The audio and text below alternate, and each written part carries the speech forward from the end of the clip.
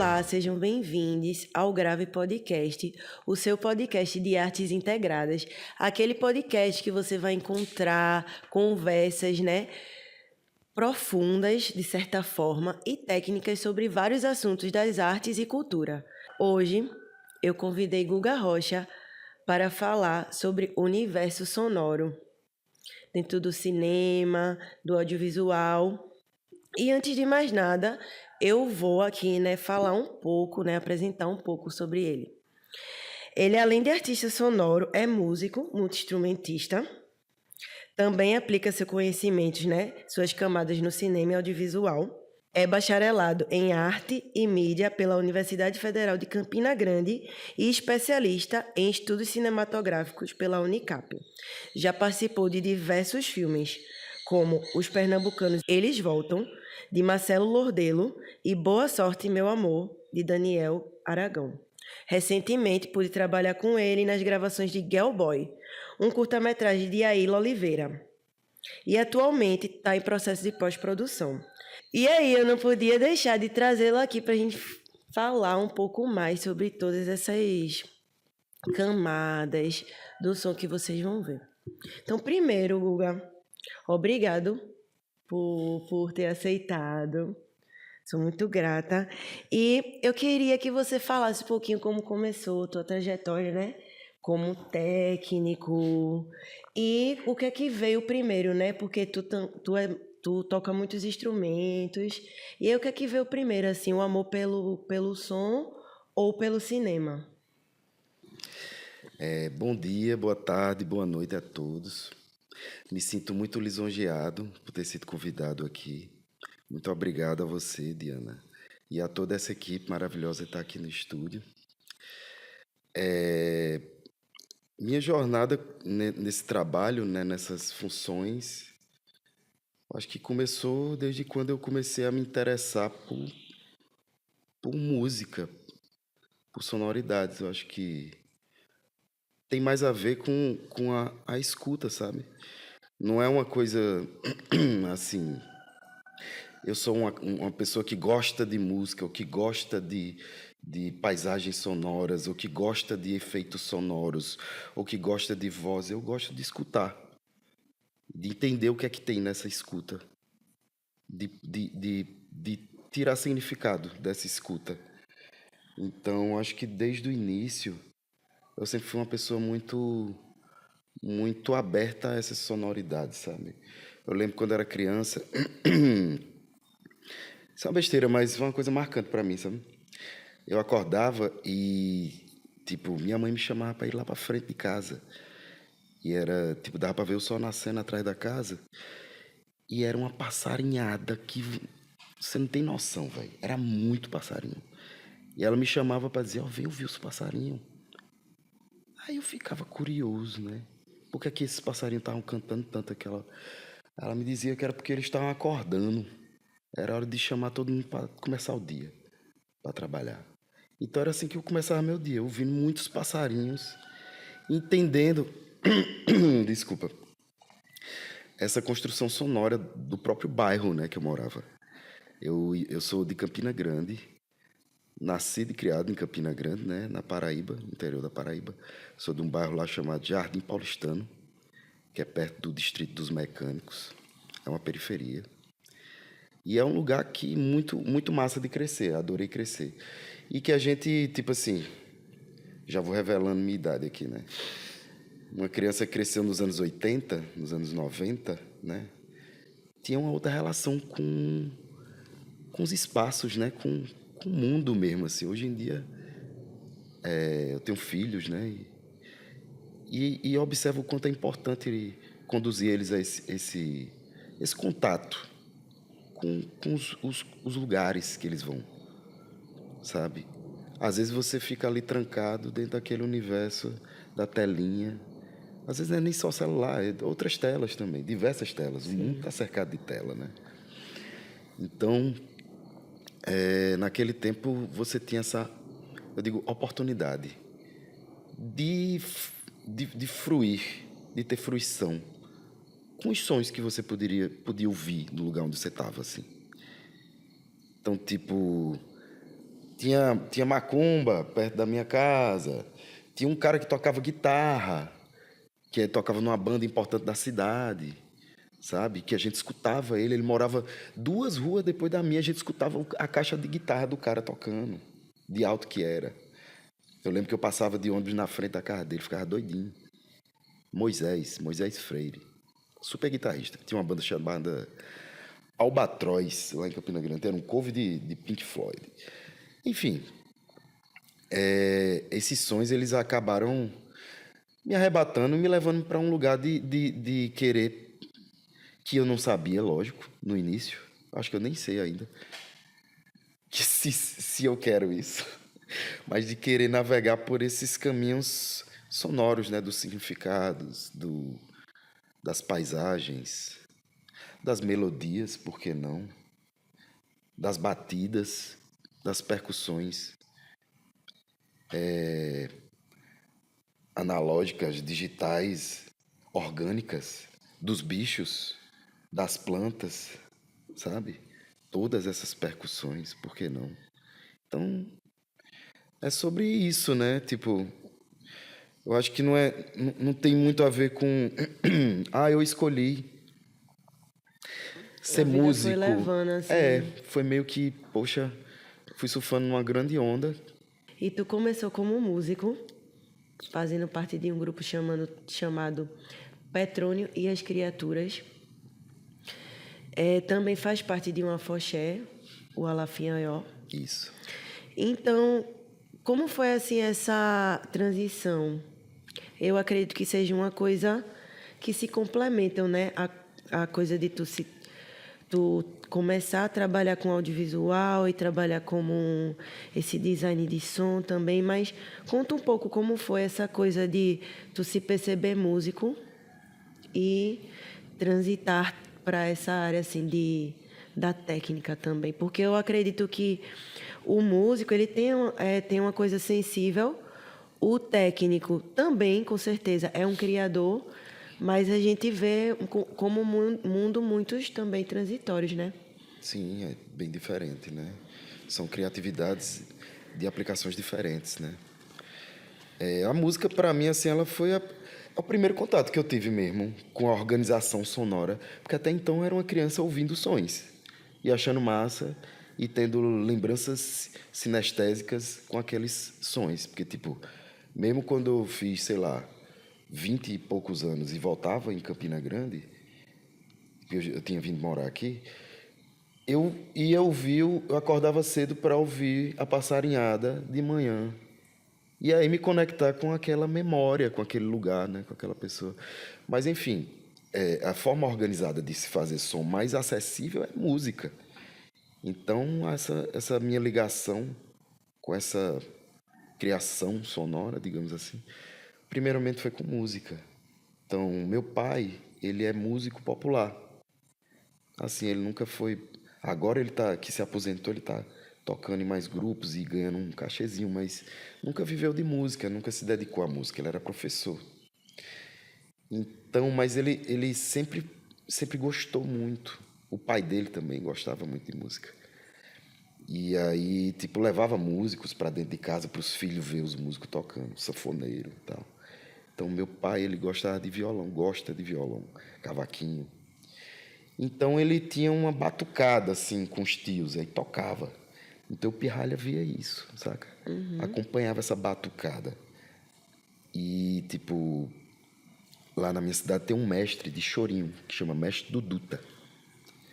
O Mestre Duduta faleceu em 2018, mas ele faz até hoje existe essa roda, é a roda de choro mais antiga do Nordeste, que existe desde 1956 lá em Campina Grande. No bairro da Prata, na Catedral do Choro, que é a casa dele hoje em dia. E meu pai frequentava esse espaço, que é uma roda de choro, que tinha toda quinta e todo domingo, gratuito. Formava crianças, ele era luthier, ele fazia, o mestre do Dutra era luthier, fazia instrumento. Então as crianças iam para lá, aprendiam. Então meu pai foi uma dessas crianças e eu fui também uma dessas crianças, pupilos do mestre do Dutra. Então de lá do mestre do Dutra a gente tocava. Lá em Campina eu participei, tipo, não foi meu primeiro contato com a música Petrônio e as Criaturas, porque já foi uma coisa aqui em Recife. Então lá a gente participou de banda de pagode, banda Enigma, banda Contravenção, bandas de forró, banda Forró Society, enfim. Tive uma experiência tocando numa banda de lambadão. Isso foi em 1999 a 2000, 2001. Lambadão Estilo. Era uma banda do Mato Grosso. Não sei se você lembra dessa música. Não sei se tu era nem nascida. Isso é Qual, né? 1999. Ah, sim, tinha. Toque, toque, DJ. Toque que essa aí não tá... Toque pra que essa aí não tá com nós. nada. Toque pra mim uma lambada. Era o Eu tô guitarrista ligada dessa nessa. banda. Era o guitarrista dessa banda, cara. Passada. Eu tenho Aí tu 18 toca anos. quais instrumentos, mas assim... E tu tá sempre no chorinho também, né? No Então, chorinho lá da... Exatamente. E aí lá eu toquei Fazendinha. em bandas, etc. Mas eu vim para Recife depois que me formei em arte e mídia, lá na Federal, e que me interessei por trabalhar com audiovisual. E aí, quando eu cheguei aqui, eu não tinha banda nenhuma. Lá ficou as bandas, os projetos. Tu conheceu o audiovisual lá Então, porque eu saltei na isso. faculdade. Calma, o contato foi uma coisa assim. Eu era músico, e aí comecei a tocar em banda, guitarra. Aí depois o pessoal do estúdio começou a me chamar para tocar e gravar jingle em estúdio. Sim. E aí, de repente, ficou caro pagar um técnico e um guitarrista, e o guitarrista virou técnico também. Então, chegava o guitarrista, dava o play, gravava, botava a guitarra e gravava, entregava o negócio gravado. Então, eu virei técnico através dessa experiência como músico. E aí, quando eu entrei na universidade, Tu eu já era... equalizava os teus próprios jingles ali. Então, é porque antigamente, olha só, antigamente, 97, 98 ali, sabe? Tinha o Cakewalk, que era um programa de gravação, como é o Pro Tools hoje, que ele funcionava... Eu posso dizer o nome desses programas? Pode, é software. Enfim, aí era um programa que a gente usava para gravar. E aí eu aprendi a mexer nesse danado desse Cakewalk. Muito cedo, inclusive. Comecei a mexer muito cedo nesses programinhas de gravar. SoundForge, Vegas, Fruit Loops, enfim. Hoje em dia é só Pro Tools, né? Mas eu passei por um monte desses programinhas por conta justamente desse lance de querer tocar e gravar, sabe? Então, isso me deu esse acesso. Aí, enfim, tipo, dentro desse movimento de gravar, De músico que começou a ser técnico, eu me interessei por arte e mídia, que era um curso de artes voltado para a tecnologia, sabe? De que te dava disciplinas de várias coisas, de estúdio, de laboratório de áudio, de padrão MIDI, que é um negócio que nem usa até hoje. Assim, mudou, né? O padrão MIDI tem umas coisas do VST hoje em dia, mas enfim. Programação, edição de foto, edição de vídeo. Então, nesse meu curso de graduação, tinha tudo isso, sabe? E eu acabei virando o cara que fazia tudo de som. Ah, eu tenho um projeto de um programa de TV. Guga vai fazer.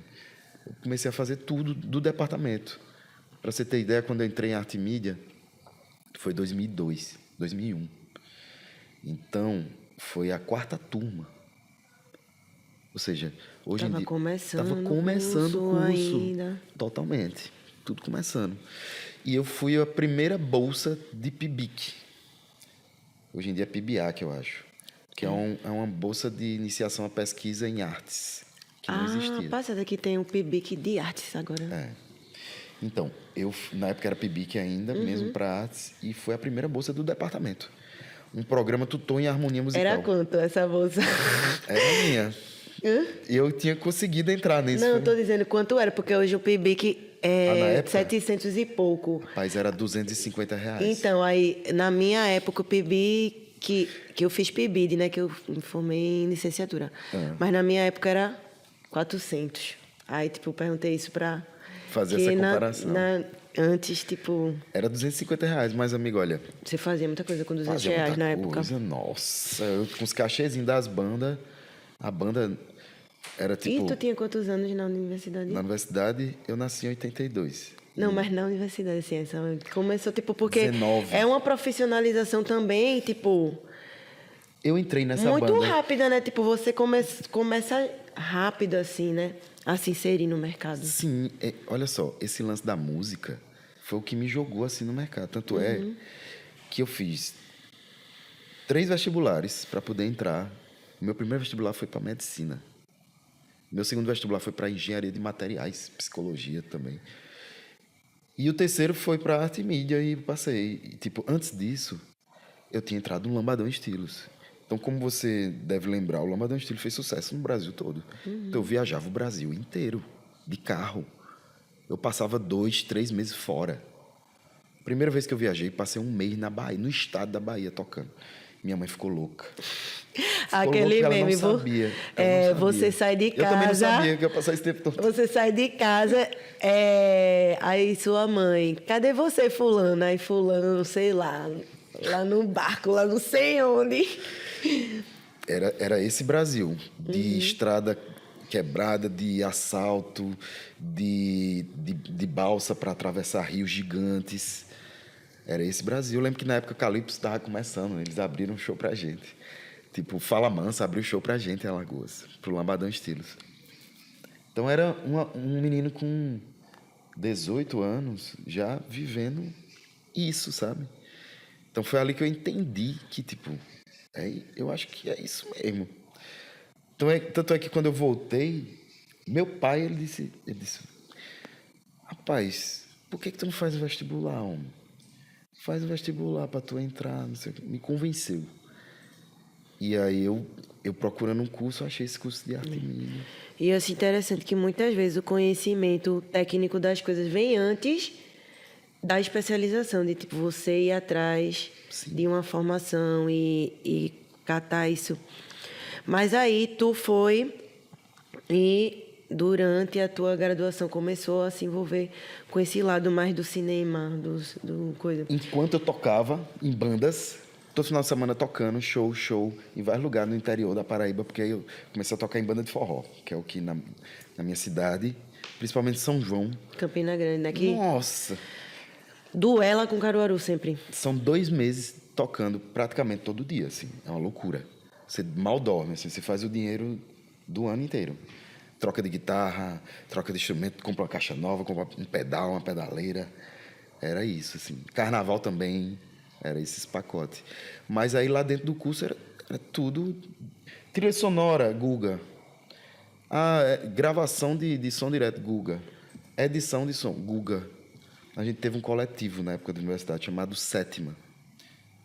Sabe? Eu tenho até uma tatuagem aqui que é desse coletivo. Eram 7 pessoas. Que fofinho. 7 pessoas que faziam audiovisual. Cada um cuidava de uma coisa, assim. Um roteirista, um diretor, um fotógrafo. E eu era o cara do som da Sétima. Então, assim, esse contato com a arte sonora foi na universidade, assim, de entender essas possibilidades, tanto com audiovisual quanto com a arte sonora, de entender que no espaço de criação, enfim, estética, criação sonora, existiam outras representações ali. A arte, a poesia concreta, enfim, a música concreta, a música eletroacústica, enfim, dodecafonismo, enfim, todo esse experimentalismo, toda essa parte mais menos acessível que estavam ali dentro de uma base importante para mim que me ajuda até hoje, assim, sabe? Então, acredito que apesar de ter chegado já na universidade com um certo conhecimento técnico da experiência, né? Da Foi praxis. muito importante. Poxa, compreender mais profundamente essas possibilidades e onde podem existir essas congruências, né? Onde é que podem existir essas misturas, né? Onde é música e onde é que vira música experimental, onde é que é desenho de som e onde é que vira música concreta. Se uma obra de um desenho de som de um filme é som ou ele é música também, porque ele pode ser música experimental. Enfim, experiências que não são atonais, por exemplo. Isso tudo é possível dentro da construção sonora, sabe? Até, enfim, e assim fui desenvolvendo o que me interessa dentro disso tudo, que é a poética, né, do artista, o que é que eu me considero um artista, assim, apesar de viver tecnicamente, de sobreviver pelo trabalho técnico, basicamente, mas me considero um artista, assim, nesse momento. assim, em que a gente está pensando o que utilizar, que ferramentas, como utilizar, onde colocar. Ferramentas essas que, na maior parte do tempo, são microfones, né? São, tipo, eu costumo chamar de pincéis, né? Os pincéis do som, onde você posiciona, você ganha coloração, enfim. Uma coisa que eu percebo muito é que tem essas várias facetas, né? Tu se intitula um sonoplasta do cinema. E aí tem essas várias facetas e processos. É engraçado que quando você é músico e aqui a gente gosta muito de falar sobre como os artistas não necessariamente são só artistas, são várias coisas, trabalha com várias vertentes e tal.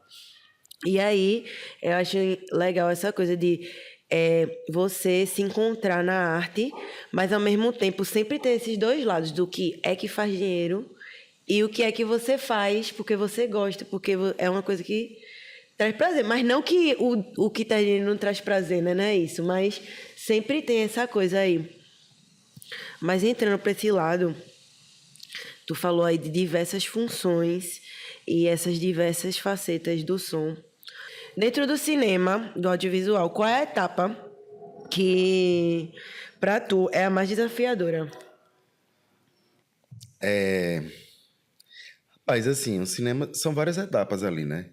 A gente, dentro do audiovisual, a gente tem departamento de captação de som direto, a gente tem um departamento de edição, tem um departamento de trilha sonora, departamento de Foley, departamento de captação adicional.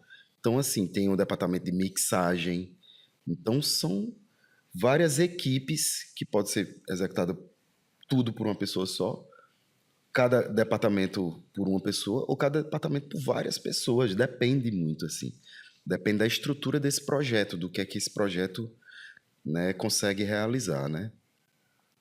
Então, assim, aqui eu considero mais, assim, antes de tudo, desculpa não dizer logo, mas eu me considero uma pessoa apaixonada pelo que eu faço, pelo audiovisual. Tipo, não dá para fazer de outro jeito, não, esse trabalho que a gente faz. Porque ele é muito, muito desgastante. Não só fisicamente, mas psicologicamente, tudo. É muito difícil. É São muito muitas difícil. horas também. Tudo, a jornada é difícil, é tudo muito difícil. Trabalhar com cinema é muito difícil, é muito problemático. Então, assim, eu amo cada departamento, eu amo fazer cada coisa. Amo mesmo, assim, de verdade. Tipo, sou como um profissional liberal, né, que somos, né, a maioria de quem trabalha com audiovisual, a gente não tem férias, então é uma coisa que eu lido parcialmente bem, assim. Consigo ter folgas espaçadas, assim, que o próprio tempo e a própria jornada e os próprios jobs me dão, né? Mas, enfim, sobre a dificuldade, né? Sobre o que é que eu acho mais difícil, eu não tenho um que eu acho mais difícil, mais complicado, certo? Estar no set acaba sendo um pouco mais desgastante. Eu acredito que é um pouco mais desgastante é o som direto, né? A captação de som no set, tanto físico quanto psicológico mesmo. Às vezes você precisa ficar isolado, né? Longe de casa, longe da família. São jornadas de 12 horas. No bom, 10 horas, assim, com uma hora de almoço só. Então, é muita correria, né? Às vezes a gente tá querendo mudar isso, né? Antigamente era 6 para 1, 12 horas por dia, né? Às vezes estourava isso com transporte, virava 13, 14 horas. Quando tu via, tu era técnico de som 24 horas por dia, né? Porque, tipo, tu tá num set viajando longe de casa. Tipo, se tu tá no teu horário de descanso ali, alguém diz assim, ó, câmera tá pronta, tu já fica doido, né? Então, assim, o set tem esse lance de ser um pouco mais desgastante por conta dessas jornadas, né? Mas todo o processo, ele é muito gostoso de fazer. Todos eles envolvem criatividade, trabalho em equipe, envolve, tipo, essa interação gostosa de camaradas ali no set, ou no estúdio também, um tá gravando, o outro tá performando, como é no Foley. Enfim, na edição, que às vezes fazem várias pessoas. Costumo ter vários parceiros também. Fala um pouco desse Fallen, que eu acho que muita gente não sabe muito bem o que é. Então, o Foley é uma das etapas da pós-produção de som do filme, né? Então, quando você está do audiovisual, né? Pode ser série, filme, etc. Quando você está pós-produzindo e você está sincronizando o material, você vai ter alguns efeitos sonoros que foram gravados ali na produção, na captação do som direto, que não são suficientemente bons para você, enquanto diretor de som, enquanto sound designer, utilizar ali no filme. Então, você pede para serem gravados reforços. Tipo, para reforçar melhorar o som, deixar mais bonito, ou criar um outro significado, enfim. E isso chama-se Foley, né? É uma técnica inventada por um cara chamado Jack Foley, por isso tem esse nome. Mas ela é basicamente algo baseado na sonoplastia do rádio, da radionovela, sabe? Do casquinho batendo para fazer o som do cavalo, dos sapatos em cima ali da madeira para fazer o som dos passos, né? Da porta batendo, do rangido de porta, de todos aqueles efeitos sonoros que construíam no imaginário do espectador uma relação de significados. Então, esses sons que foram colocados dentro do nosso inconsciente ali na época do rádio, vieram a se tornar signos sonoros para os filmes. E o que é que mudou, assim, dessa época, quando a gente fala que hoje existe muito esse software que tu falou, né, de IA, inteligência artificial e Sim. essas coisas. Então, o que é que mudou nessa coisa do design, de trazer o som? Ainda tem muita coisa artesanal, ainda tem muita coisa feita ali em set e não tanto no pós. Ou, hoje em dia é muito mais comum ter muito som produzido assim, pós e artificialmente. Então, bem, sobre a utilização da IA, ainda não é uma realidade para pós-produção de som, assim. Não no total. Tem algumas coisas que a IA ajuda, assim, tipo criação de alguns footsteps, que são passos ali e tal, criação de algumas trilhas brancas ali, trilha sonora para utilizar ali. A IA ajuda nesse sentido. Agora, por exemplo, aquele programa com IA que você chega e dá um prompt e você diz assim: eu quero que você edite os diálogos, você tire as sibilâncias, que você junte as fases, que você comprima e você passa um loudness, e, enfim, e a máquina faz isso sozinho. Isso aí ainda não temos, Ainda não. chegou. Saca? Mas, por exemplo, tem um trabalho que a gente chama de colocar em fase. Por exemplo, tu grava com um boom e uma lapela, e aí esse microfone do boom que está mais distante do que a lapela vai fazer com que a fase do som dele seja diferente dessa outra fase. Então acontece um fenômeno chamado cancelamento de fase. Então esse cancelamento de fase, que é tipo a onda está um pouquinho mais na frente da outra, a gente corrigia antigamente manualmente no programa. Caramba. Tchum. Todas as fases, de todos os cantos, você ia e corrigia, uma semana corrigindo fase. Hoje em dia tem um programa, um plugin, na verdade, que você compra, mas não é tão caro, mas que ele faz esse trabalho automaticamente. Você escolhe, você diz, eu quero todas as fases. Tipo, você gravou com 8 canais. Esses microfones, quando eles estão distantes um do outro, vão gerar cancelamentos de fase.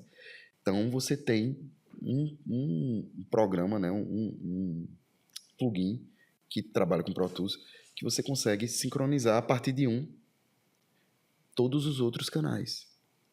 E colocar todo mundo em fase automaticamente. Ou seja, já tirou o trabalho de uma pessoa. Trabalho de uma semana de um editor de diálogo. De um longa-metragem, por exemplo. Tá E aí, falando então nesse tempo das coisas, né? Porque o tempo do set é um e o tempo do pós é outro. Sim. Fala um pouco como é que é esse processo já saindo, né, da produção, da parte de produção, para a pós-produção, quando tu tá mais debruçado sobre esse processo de criação. Tem tanto a criação de uma trilha sonora, como essa parte de mixagem, essa parte de desenhar aquele som ali. Quanto tempo mais ou menos tu passa, sei lá, no curta ou no longa, assim, entre essas duas? A série, eu acredito que seja diferente, né, o processo, mas fala um pouco sobre esse processo de pós. Sim. Então, como eu te falei, sobre as equipes, né? Isso varia de acordo com o tamanho do projeto, o tipo de projeto. Então, tem projeto que a gente tem uma equipe de pós-produção grande, com várias pessoas trabalhando nos departamentos, 2 pessoas no Foley, 4 pessoas na edição, sabe? 2 pessoas na mixagem, um mixador e um assistente de mixagem, sabe? 2 pessoas na captação adicional. Mas o que não é uma realidade, sabe? Muitas vezes sou eu fazendo tudo. Tá entendendo? Inclusive, assim, o departamento de trilha sonora é um departamento muito diferente dos outros departamentos de pós-produção do som. Por quê? A trilha sonora ela é música. Então você cria as músicas. O resto são os sons, efeitos sonoros, as ambiências. A captação adicional vai gravar a ambiência, das ambiências que não conseguiu gravar no som direto, tá entendendo? Os foleys vão reconstruir, vão reproduzir, vão melhorar os efeitos sonoros. O ADR, que é a dublagem, vai reforçar, vai reproduzir, vai refazer as vozes que não ficaram tão boas na captação. Passando um avião, né? Sempre acontece. Quando a gente tá gravando som direto, basta dizer som rodou que passa um avião. Silêncio no set. Não, então, na pós-produção, depois que você grava tudo e que entrega para o editor, você vai receber um metadado que chama OMF ou AAF da edição de imagem e um vídeo referência. Daquele metadados é que você vai estar com os canais que foram sincronizados ali, todos os canais sincados, que a gente chama, e você vai começar a dividir ali nas famílias, o que é diálogo, o que é ambiência, o que é efeito sonoro e posteriormente o que vai entrar de música. São as 4 familhinhas da pós-produção de som do audiovisual. São com essas 4 familhinhas que a gente constrói os significados sonoros do filme. Diálogo, música, ambiência e efeito sonoro. Sabe? Dentro do efeito sonoro tem os efeitos que você cria, sintetizados, tem os efeitos de Foley, tem os efeitos que você grava na produção. Das ambiências tem as ambiências de banco, tem as ambiências que você grava na captação adicional, tem as ambiências que você grava lá na produção, no som direto. E requer uma organização babado também, né? Porque Uma isso super tudo tem organização. que ser bem catalogado para E coordenado, e entender fichas, ali. tabelas. Eu trabalho com um mapa de som. Então, assim, o trabalho do sound designer é uma espécie de trabalho de direção mesmo, assim. Muitas vezes eu, enquanto sound designer, eu coloco a mão na massa e edito coisas, e, tipo, edito um diálogo, sabe? Mas o sound designer, ele é o diretor. Ele é quem coordena, ele quem vai criar essa narrativa sonora. Ele que vai assistir o filme ali com o diretor e vai pontuando cada momento. Ah, aqui é o quê? Não, aqui eu quero colocar um vento. Aí, como é que é esse vento? O diretor vai te dizer e você vai... um vento com reverb, sabe? Ele não vai dizer que é com reverb, ele vai dizer, eu quero uma coisa que ecoe, que, sabe? E você tem que traduzir isso. É esse o teu trabalho ali de sound design. Compreender aquilo que o diretor está querendo e traduzir aquilo num produto sonoro, sabe? Que vai envolver diversas camadas, diversos departamentos, diversas pessoas, ou tu sozinho para fazer tudo aquilo, dependendo do projeto, como eu te falei. Então, assim, tem, como você falou, o tempo que dura, poxa, varia, depende. Olha só. Do tamanho do projeto. Do tamanho e do tipo do projeto. Um documentário de uma pessoa falando, pessoas falando, né? Que a gente chama os talking heads ali, ele vai ser muito mais simples do que um documentário experimental ou um filme de ficção científica, que a gente tem que fazer som de veículo, fazer som de bichos, criar som de várias coisas, sabe? Isso que talvez nem existem. seres que não existem, por exemplo, né? Máquinas que não existem. Já fiz filme tipo A Seita, de André Antônio. Eu sou o sound design da Seita. Então, a Seita a gente teve que criar sons de diversos veículos, assim. Então, fazendo testes, e ele queria coisas mais delicadas, mais digitais ali, sem ser muito maquínico. Então, era um desafio, né? Porque quando você Uhum. pensa em uma lancha, como é que soa uma lancha em 3045 depois de Cristo ali? Sabe? Sim, as Assim, coisas mudam. esse motor não é mais motor, não tem mais combustível, né? Isso aí é um zzz, sabe? Então, compreender isso que o diretor quer dizer, traduzir isso, é um papel do sound design. É algo complexo e que varia de sound design para sound design. É com tuas referências, com teu repertório, com tua vivência, com tua escuta, que tu vai construir essa narrativa sonora. Perfeito. E aí, já entrando na tua filmografia e tal, tem muita coisa, né? Acumula mais de 48 créditos pelo som e fichas técnicas de diferentes filmes. Queria falar uma coisa curiosa agora sobre essa questão da mudança da qualidade do som. Recentemente eu pude ver, né, no São Luís, a exibição do Amigos de Risco de Daniel Bandeira, que foi lançado em 2007 e passou por uma restauração. E aí eu queria que tu falasse um pouquinho o que é que mudou no cinema pernambucano, no que tange essa coisa da qualidade do som, da sonografia das coisas. Esses 48 créditos que tu fala é no IMDb, né? É, O IMDb ele só são registra os muitas filmes com, coisas diferentes. com carreira internacional, certo? Então Tem é muito muita coisa assim mais. também que eu não pude ter acesso, Não são assim. só 48 Esses que filmes, tu não. Tem falou muito agora mais. também, não sabia. Não, tem muito mais. Azougue Nazaré, enfim. Mas tá lá também. Azog tem. Mas assim, eu falo isso para a gente entender um pouco também sobre o que é esse audiovisual, né, daqui. O IMDb ele é uma plataforma internacional de cinema, certo? Então, os filmes que vão para lá são os filmes que tiveram carreira internacional. Então, eu não só faço esses filmes, eu faço todo tipo de filme, pô.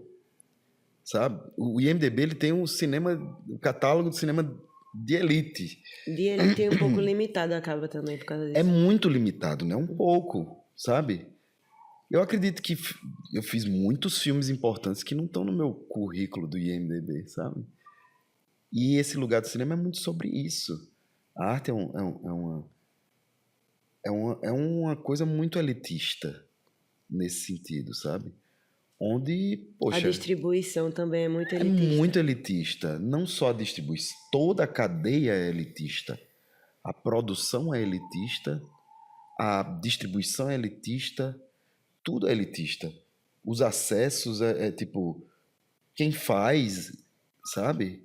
Tu quer me dizer que não tem gente lá em Peixinho, lá no Ibura, que tem uma história massa pra contar sobre o contexto deles? Tem, pô. Tem muito. Por que é que eles não estão fazendo, sabe?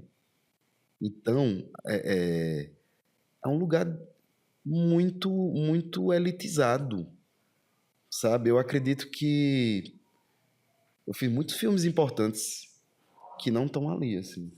Cita alguns filmes assim que tu amou trabalhar, que não estão lá, e que, tipo, o resultado final foi muito foda, assim, no que tange todo esse departamento, assim, no som. Claro que ele foi bom, assim, mas como a gente tá falando mais dessa parte do som, falou que, tipo, tu amou trabalhar e que também amou o resultado final, assim. Foi uma coisa que... Canônico na tua vida, né? Mudou algumas coisas, assim, no teu coração. Canônico. Eita, que palavra bonita, Diana. Amiga, eu te confesso que eu para fazer um trabalho eu tenho que me apaixonar por ele, sabia? Não dá pra você fazer isso que a gente faz sem estar muito debruçado sobre os assuntos. Não dá pra você criar narrativas, criar significado sem se debruçar minimamente sobre certos assuntos. Então, nossa, a maioria dos filmes que eu fiz, eu trabalho com indigenismo, né, que chama com indígenas. trabalho com os caiapós, trabalho com os craôs, já fiz coisa com os pancararus, com os cariri chocó. E nenhum desses estão no IMDb, nenhum desses, certo? Filmes interessantíssimos, com sons incríveis e dirigidos por pessoas indígenas, sabe? E que não tem uma carreira internacional, sabe? Tu quer me dizer que um cara que vem de um lugar no meio da floresta amazônica, que tem uma outra vivência, um outro contexto, uma outra vida, assim, não tem uma coisa mais massa para contar do que um cara que, sei lá, que fala sobre o bairro dele, sei lá, o bairro rico dele que ele mora, que, enfim, que ele tá triste porque vai se mudar, etc. E muitas vezes não chega nem no circuito nacional também, porque festival é uma coisa muito consumida por quem gosta de cinema, de certa forma, consome e tal. E às vezes nem no circuito internacional, realmente. A gente teve até um episódio assim, falando sobre essa questão da distribuição. É babado, assim, todo esse processo. Sim, a distribuição, amiga, ela depende de uma rede, né? De uma estratégia, de uma rede muito delicada que envolve diversas coisas. Diversas coisas. O próprio trabalho no audiovisual depende dessa rede, dessa estratégia, sabe? Que você precisa de muita habilidade para construir essa estratégia, essa rede, Com sabe? certeza. Inclusive muita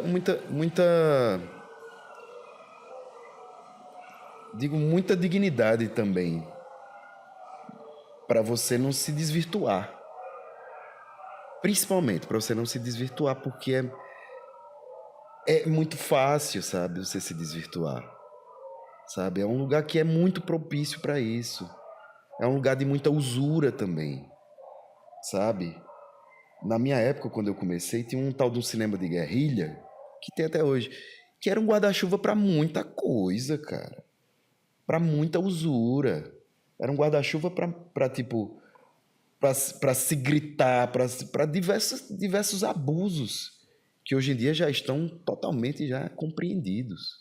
Mas na época não, né? Estamos falando de 2007, 2008, certo? Que tipo não tinha nem o Fucultura, gata, daqui. Quando eu cheguei aqui não existia não, um E olha edital. que Fucultura é o mais Não existia.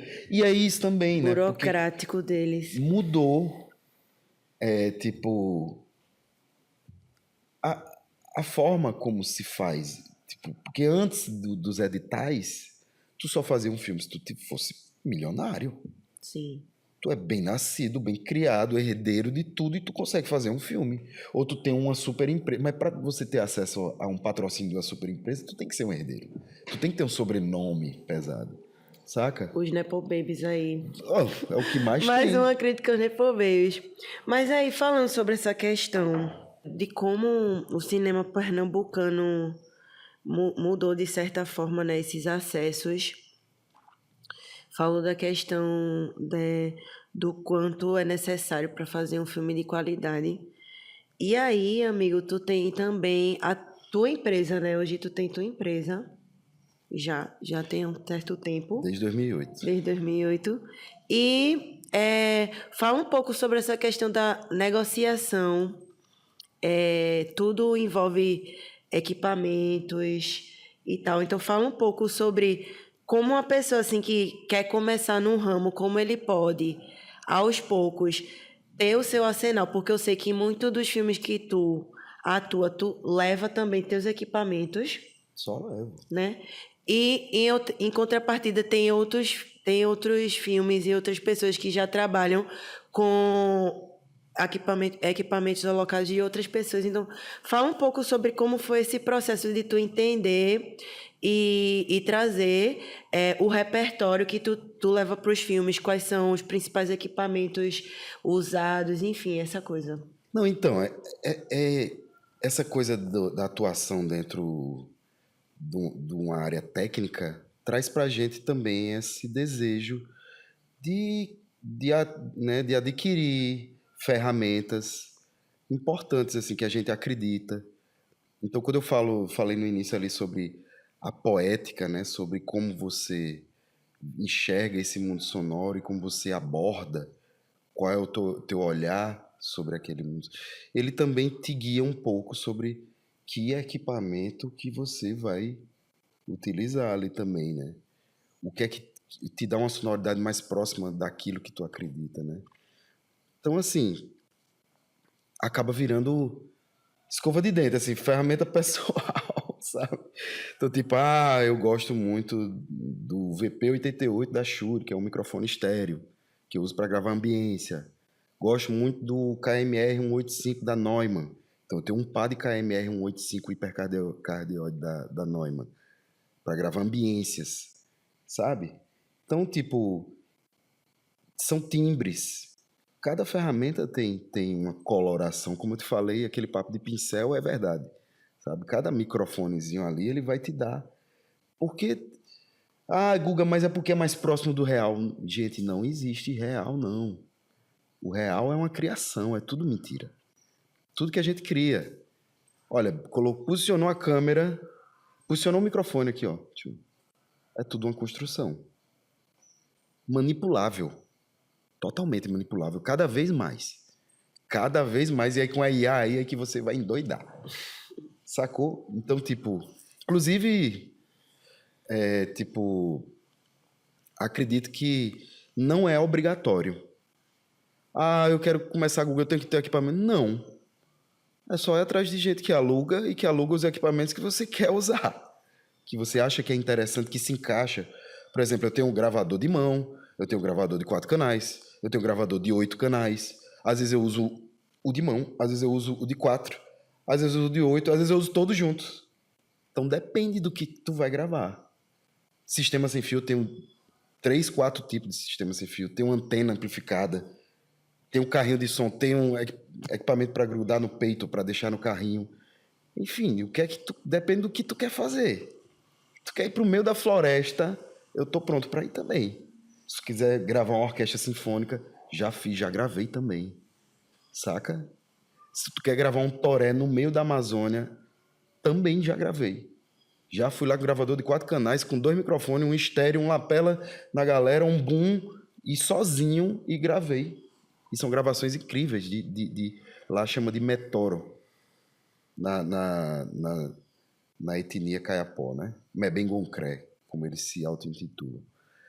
Então, assim, existe um campo técnico que ele se relaciona diretamente com o campo criativo, né? Com o campo estético, né? E do empreendedorismo também, porque de certa forma é tu também investir no teu corre, né? E eu alugo também. Eu tenho uma lista de equipamentos que, inclusive, quando o pessoal vai me contratar, eu pergunto assim, poxa, me manda o roteiro aí para eu entender se faz parte do processo da pré-produção. Entender quais são as demandas, quantos falantes. Tem um filme que são 8 pessoas falando o tempo todo. Eu não vou chegar com um gravador de 4 canais, sacou? Então é tipo sobre ter uma ferramentagem ali disponível para você abarcar qualquer tipo de projeto, saca? Já gravei o meu afoxé, o Alafinhoió. Já gravei, tipo, banda. Tem um filme chamado Desvio, que é de Arthur Lins, que é um longa-metragem lá da Paraíba, que ele é sobre metaleiros do sertão. É uma ficção. Mas aí tem shows de rock, de metal, que os caras fizeram show de verdade. E é tudo som direto. Eu gravei tudo ao vivo, não é pós, não. Microfone, cabeei tudo, gravei a maioria das cenas com 12 canais. Conta um pouco, então, como foi o processo desse Metaleiros. Nossa, incrível. Porque é isso também. O diretor, ele te dá essa abertura. Ele já te chama porque ele sabe do teu estilo, saca? E já te dá essa abertura. Diz, poxa, Guga, eu não quero playback, não.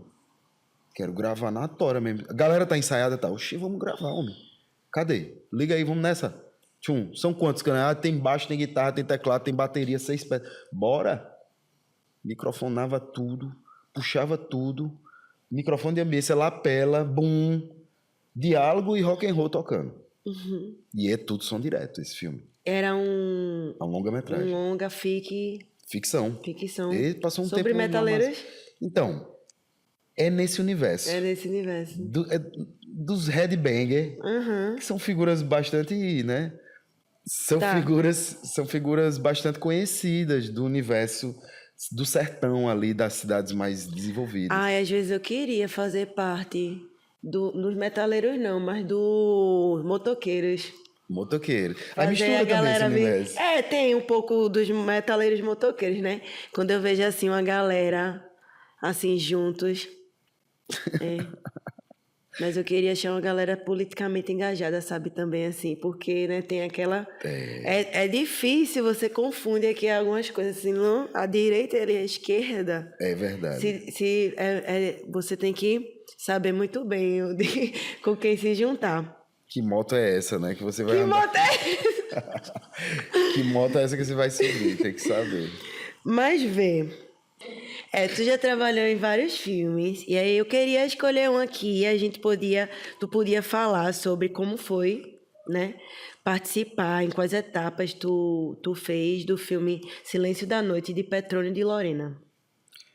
Rapaz, O Silêncio da Noite é um filme muito marcante pra mim. Muito marcante. Porque ele é um filme... É documentário, mas é um documentário experimental, assim. Você consegue viajar pelos universos que ele apresenta, assim. Ele fala sobre a poesia. Ele fala sobre a poesia do Pajeú, do Alto Pajeú. São José do Egito, Prata, sabe? Então a gente foi nesse lugar. E lá a gente reencontrou, né? Esse lugar puro da poesia. Esse lugar da poesia popular, onde todo mundo se chama de poeta. Isso foi muito bonito. Eu fiz a captação de som, fui pro set. Vivi tudo aquilo. As glosas com os poetas, os bares com os poetas poetas inclusive A que já partiram. boemia. A boemia, o filme é em cima dessa noite boêmia, desse momento de criação de poesia, sabe? Porque como eu te falei, eu me considerando um artista, eu acredito que eu faço poesias sonoras, sabe? Construir esses desenhos de som, essas sonoplastias, eu acredito que são poesias sonoras, uma música, uma melodia bem colocada ali junto com outros instrumentos, eu considero também poesia. Então, ver esse universo assim no seu estado bruto foi muito bonito. Então a gente foi com uma equipe linda, gravamos lá em São José, em Prata, Monteiro, Itambé, Itapetim, e foi incrível assim, foi muito bonito. Eu fiz não só a captação do som direto, mas fiz a pós-produção, ou seja, o desenho de som, fiz a edição de som, a mixagem do filme e fiz a trilha sonora também com o Petrônio, que também é músico, o diretor do filme. Então, para mim, foi uma experiência completa, assim, ter um toque. E é massa você participar. Tem essa questão, foi só tu? Ou teve outras pessoas também que assinaram? Tiveram outras pessoas que som. foram assistentes ali. Sim. Teve um assistente do som direto, meu assistente de som direto foi Guma, que é um querido, uma pessoa massa também, que começou comigo também, Guma, que foi da ESO, também foi aluno meu na ESO também. Teve na trilha sonora, teve o próprio Petrônio, teve Rama, que também é um músico incrível, sabe? Então tiveram, acho que Bruninho também trabalhou comigo na edição de som. Então tem É um parceiros. trabalho coletivo, Sim. mas ao mesmo tempo que, por tu estar em todo o processo, tu traz uma assinatura. E aí no som também tem essa coisa da assinatura, de você... eu acho que tu já falou um pouco sobre isso quando tu disse. Eles me chamam porque sabem a forma que eu trabalho, como faço, sobre essa questão da liberdade. Então, fala um pouco como é, tipo, você construir uma assinatura numa coisa que é tão sensível, porque não é aos olhos, né? É uma coisa que é sensível aos ouvidos, assim. Então, como é assim você, ao longo do tempo, aos filmes que você trabalhando, construir a sua assinatura? É uma missão que ela é muito difícil, mas acaba sendo natural, né? Porque, como eu te falei, é uma coisa que eu fui picado pelo bichinho da arte mesmo, sabe? Eu sou apaixonado por isso, eu sou workaholic, eu gosto de trabalhar. Quando eu não estou no set, estou no estúdio. tô tocando. E tu tinha falado que se eu considerava trabalho, para mim tudo é trabalho e prazer também, diversão também, sabe? Então, algumas coisas são mais divertidas, outras são menos, mas é tudo divertido, tudo muito prazeroso, sabe? A assinatura sonora, ela acaba sendo uma coisa natural, que você vai construindo e quando você vê, você tem uma linha, porque ela é pautada em tudo aquilo que você acredita que você faz, sabe? Então, essa é a nossa assinatura sonora, é a nossa entrega com aquilo que a gente quer fazer. A nossa assinatura sonora é, tipo, a nossa sensibilidade com aquilo que a gente quer abordar, com aquela história que a gente quer contar, sabe? Nosso debruçamento sobre aquele assunto. É aí onde está a nossa assinatura. E aí, nesse sentido aqui, que é muito marcante, assim, a coisa de você trazer, não só em uma função. Assim, o que tu falou sobre trabalho é muito mais, porque aqui nas nossas conversas entre tu e outras pessoas, a gente vai começando a pesquisar mesmo esse mundo, entendeu? Das artes e das técnicas. E uma coisa que a gente vê é essa forma que a gente, eu me incluo também, vê a relação com o trabalho. Isso é muito doido. Na gravação que a gente teve com o artista visual, a gente estava conversando justamente isso. Qual era o limite entre uma pessoa, entre você como pessoa Google e você como você, Tem um limite. o trabalhador. Tipo, quando é que você sai de cena? E ela falou que é muito intrínseco, assim, ao mesmo tempo que você está sempre trabalhando, porque você gosta do seu trabalho e ao mesmo tempo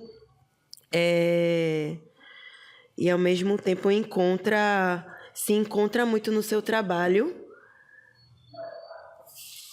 E é isso, assim. Deixa eu me coisei. Não, assim, mas eu entendo o que tu tá E perguntando. a gente vê essa forma que a gente vê diferente, porque o tempo é diferente. Sim. O tempo dos trabalhos são diferentes. É diferente de você trabalhar como, por exemplo, se tu fosse um médico, ou se tu fosse um engenheiro, ou se tu fosse ou essas tantas outras, um enfermeiro. Então, a gente fala muito sobre isso aqui, sobre como a gente lida com o nosso trabalho e também como a gente estabelece esses limites, né? Importante, muito importante. Apesar de me considerar workaholic, amar o que eu faço, eu sei exatamente a hora de parar. Ai, Guga, e qual é a hora que o profissional vira Guga? Na hora que a jornada acaba, sabe? Uma pergunta muito importante da gente responder todos os dias é: o que é mais importante? O seu trabalho ou a sua vida? Rapaz, a minha vida é muito mais importante, sabe? Então eu sei a hora que o trabalho acaba. Sabe? Inclusive, eu tô aqui gravando uma trilha sonora de uma série no estúdio, com um bandolim, e dá assim, 8 horas, na terça-feira eu faço, pronto, acabou o trabalho, agora eu pego o bandolim, boto no case e levo o meu bandolim para tocar na roda de choro, na roda infinito, lá na Fazendinha, que eu tô lá toda terça-feira, que também sou um dos organizadores dessa roda. Então, tipo, saca? Saí do trabalho e fui pra minha diversão. Mas eu tô fazendo a mesma coisa, eu tô empunhando o meu instrumento, tocando o meu bandolim. Sabe? Mesma coisa, tocando, gravando uma trilha sonora no timbal, no atabaque aqui, no pilé. E, tipo, tá na hora do ensaio do Alafim. É domingo, sei lá, é numa quinta à noite, ensaio do palco. E eu largo o pilé do estúdio, boto ele no case e levo e vou tocar no Alafim. Sorridente com minha família, minha família me recebendo, me acolhendo, sabe? E aí não é meu trabalho mais, é minha vida. O que é muito mais importante. E sem minha vida não tem meu trabalho. É importante manter a mente sã também, o corpo sã É e sobre. saber. Exato. E como eu falei do cinema, do set principalmente, as jornadas são insanas às vezes, sabe? Então a gente tem que ter muito cuidado. Às vezes você é confundido com um profissional chato, porque olha, meu horário é esse aqui. Acabou, gente, me perdoe. Amanhã eu tô de volta. Acabou o horário de gravação aqui do estúdio. Gente, desculpa, mas eu vou ter que fechar. Sabe? Por quê? É uma questão de respeito. Respeito à sua vida. Respeito à sua dignidade como profissional. Porque você precisa... Um profissional, um trabalhador, ele trabalha, mas ele precisa de descanso. Isso tudo é muito importante. E eu, durante muito tempo, não via importância nisso. Mas, hoje em dia, pai de 2, pai de Yara Rocha, pai de André Rocha, é muito importante a sua vida, o seu tempo com os seus, sabe? Porque a vida, ela tá nesse lugar. E quando você esquece desse lugar, o seu trabalho ele é esvaziado. Principalmente se você trabalha com criatividade. Principalmente se você trabalha com construção de significado, sabe? Com narrativas, criação de narrativas, sabe? Não tem como você estar mal. É difícil. Você tem que estar sempre, né, disposto, tranquilo. E aprender isso traz uma maturidade muito importante, assim. Demora, mas você aprende.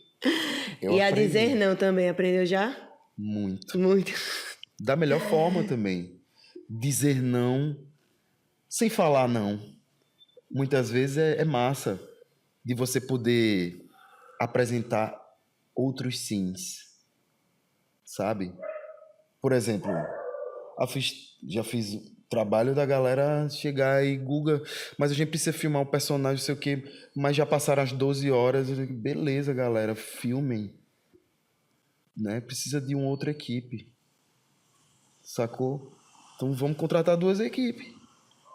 É isso, não é não. É sim, filme. Só eu que não vou conseguir trabalhar mais do que 12, 13, 14 horas aqui. Sabe? É sobre a construção de caminhos que são políticos também. São sensíveis, são políticos, e essa maturidade traz essa política. Porque política não é politicagem. Política é justamente como você consegue conviver ali dentro de uma sociedade harmônica, né? E um passo à frente e você já não está no mesmo lugar, né? Porque aí não pode voltar atrás. Mas é isso, a gente está nos direcionando para os finalmente. Não acabou ainda, porque a gente sempre termina o nosso episódio com a dinâmica. A gente sempre fala coisas muito profundas, né? Coisas sensíveis. E aí, para trazer uma dinâmica assim mais irreverente, a gente faz uma brincadeira final. Tu topa? Lógico. Então vamos nessa. Então, a brincadeira de hoje, Guga, é a gente faz uma pergunta, né, que tem a ver assim com o lifestyle dele, essas coisas. E você vai responder rapidamente, com as primeiras coisas que vem na sua mente. Certo? Tá bom. Vamos lá. Tô com medo. Lugar favorito para curtir um set de DJ? Um set de DJ. É. Praia. Praia. Boa. Lugar favorito para curtir um show da sua banda favorita? Um show. Pai, mata. Mata. E qual é a tua banda favorita? Minha banda favorita é The Wailers, mas, tipo... Eu só vi um show deles e foi no Mercado Frágil. Caramba, velho. Música ao vivo em bar ou restaurante, sim ou não? Música ao vivo em bar e restaurante, sim. Um gênero musical favorito da cultura popular? Da cultura popular. Olha, eu toco no Alafim, certo? Então, no afoxé a gente toca Ijexá.